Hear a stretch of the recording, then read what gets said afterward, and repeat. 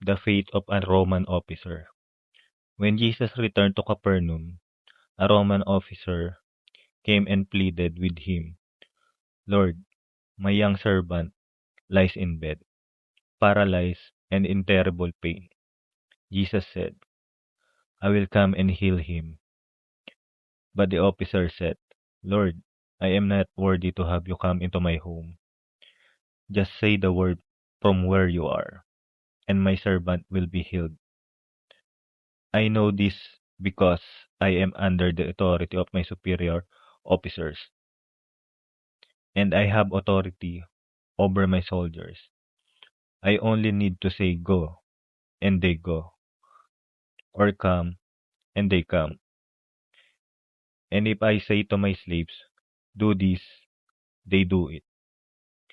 When Jesus heard this, he was amazed. Turning to those who were following him, he said,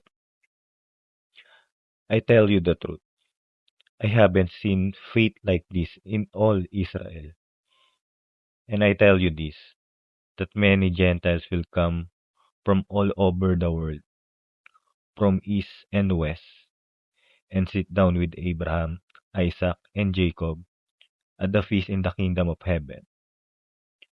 But many Israelites, those for whom the kingdom was prepared, will be thrown into outer darkness, where there will be weeping and gnashing of teeth.